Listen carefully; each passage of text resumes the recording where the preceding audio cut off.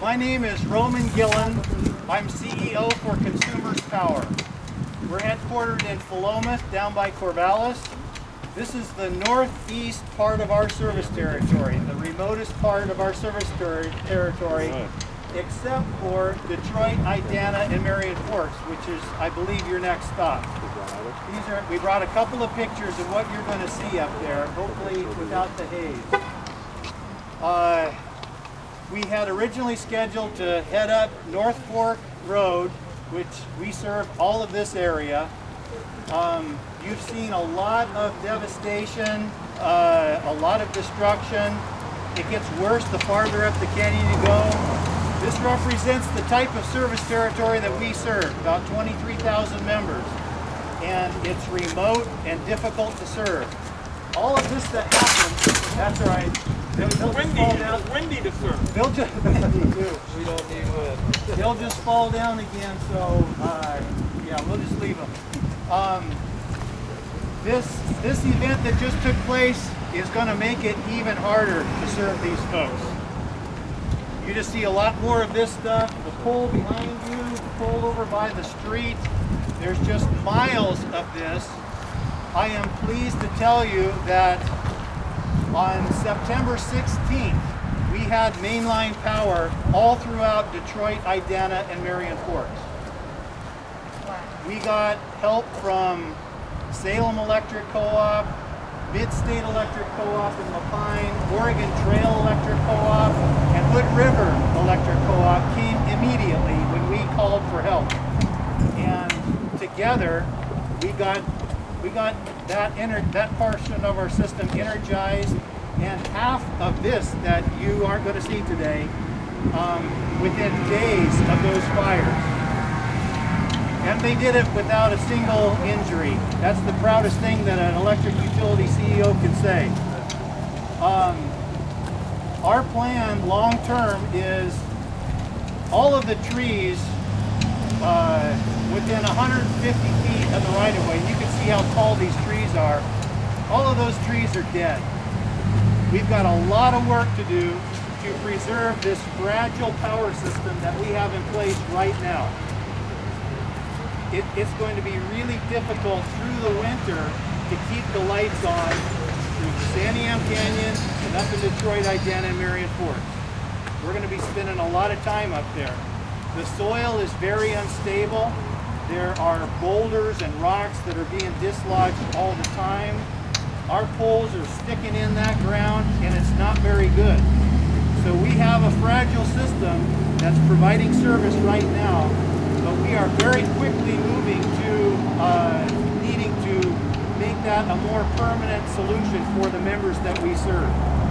By early next week, we expect that we will have mainline power all through clear to the end of Elkhorn Valley. There's a handful of houses that made it through the fire at the extreme end. We didn't think that we would have power for them for some time. Our folks will have power to them, and we will be serving everybody whose house survived by early next week, we believe. We also have a lot of folks that want temporary power so they can start rebuilding their home. Or they can move their fifth wheels in and live on that property that was damaged. We'll be providing services for all those too. But it's going to be a long, difficult road to get these lines underground. And that is the long-term plan of service, to provide reliable service for these folks, and as they move back into the valley and can live here.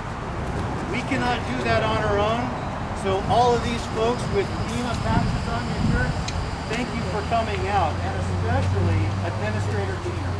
We really appreciate your personal attention coming out from Washington, D.C. to spend time with us today, and we need your help. We will spend that money wisely. That's what co-ops do, and we're smart. We're good at it. I've already told you, we pulled a miracle just getting power to these folks right now. That was nothing short of a miracle. And I don't want to say it, but it's going to take a miracle to keep that system going for these long months. when the rains start happening, you know what's going to happen to that soil that's unstable and these steep hillsides. It's going to make a mess out of things for everybody. So all these folks that are busy trying to salvage what they can and get ready to go, they're in for more misery. And we're going to be there to help them. CPI is going to be working with these communities for the following months and years as the rebuilding starts. And they will have a better system than even before the wildfire. We will see to that. But we need FEMA's help, and we're counting on that. Since we saved time not going up to the canyon, I wanted to share with you part of our story, what CPI did during this terrible, terrible event. On September 4th, we got the first warnings that there were heavy winds headed our way on Labor Day. So we began putting our wildfire mitigation plan into effect. On Labor Day morning, at 10 o'clock in the morning, that's when the official red alert happened. From that moment until the red alert was lifted several days later, we had somebody in our dispatch office monitoring our system 24 hours a day. We do not have a big staff. There's 67 people in the entire company. But we had a rotating schedule, and those folks were watching for trouble on the lines all through the 3-day windstorm event. I met with my staff that morning, and it was a holiday.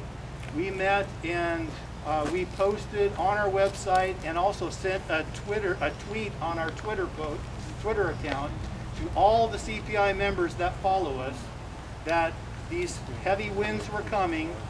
We had configured our electric system, the entire system, 26 substations, so that it was on the highest sensitivity, so that if there was any disturbance on the electric system, a substation breaker would open and kill power to lots of people, and it would stay open until somebody had a chance to walk those lines section by section, span by span, and make sure there were no trees or limbs or anything that could cause a fire. That's why it takes so long for power to be restored in these terrible events. So we sent that message out, and then the wind started in about early afternoon. We were able to keep the system on. There were no disturbances on our system until early in the evening. Shortly before 7 o'clock, we had this entire part of our system, and Detroit, Idana, and Marion Forks were in the dark. No power. Those breakers opened up and they stayed on. We made the decision at that time to open up the remaining couple of breakers that were also feeding in the general area, and the system remained that way. So I will say hours before the fires came into our service territory, we had to, the power was shut off, and we had to do that. So then the real work started, and I've already told that story. So I'll pause if there's questions or, yes. So, Senator. often there's a FEMA rule that when they help the system, it has to be rebuilt the way it was. You're talking about changing that.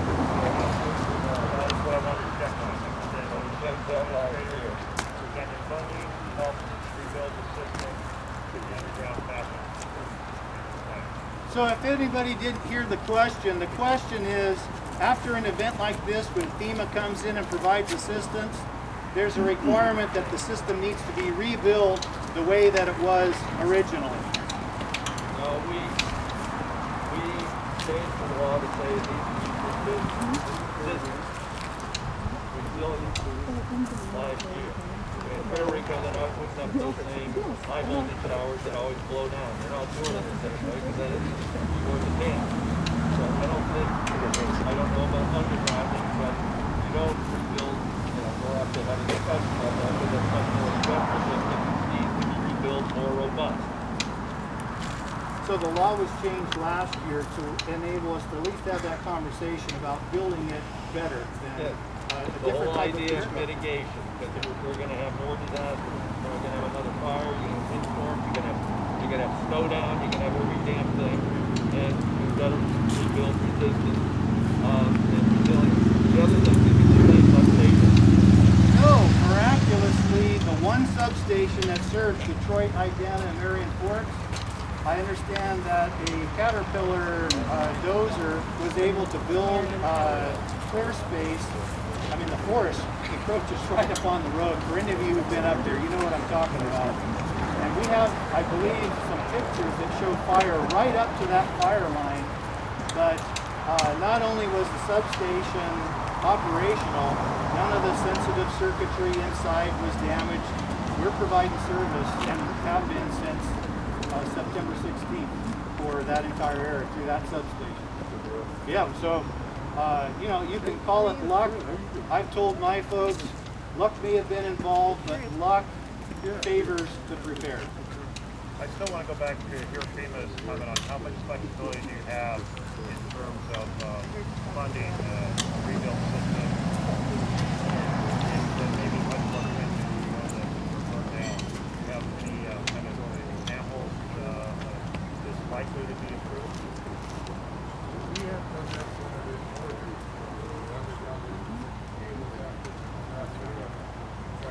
No, it's always a mixture of mitigation and 406 mitigation and 404 programs. There's a mitigation grant program.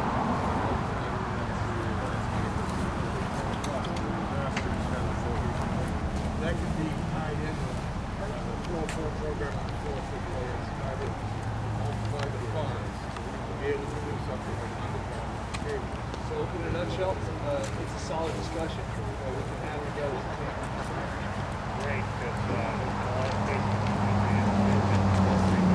I went down there 8 months after the hurricane, when they were putting up the same towers that they had before, and it was complete disaster. They were already starting to fall back over again, anchors and up. And we really need to make sure we don't get such a stage. I would say too that that's some good news for the people up in Detroit where you're about to visit. Long before the windstorm and the fires happen, we're in the process of, in the final stages of approval for one of those FEMA mitigation projects to do exactly that. Put some of that, a portion of it, underground. And we've got a second phase that we have started that mitigation application process as well, up in Detroit.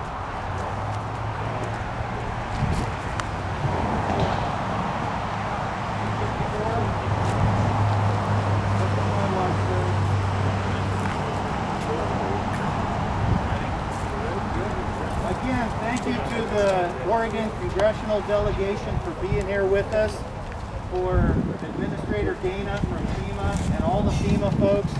Thank you very much for your help and your assistance. We look forward to working with you in the months and probably a couple of years at least ahead.